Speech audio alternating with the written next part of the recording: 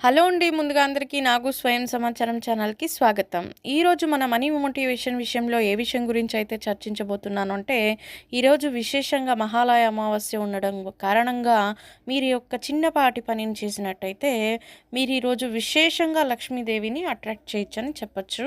ఇంకా సమయం ఉంది కాబట్టి ఇది సాయంకాలం చేసుకోవాల్సిన ప్రక్రియ.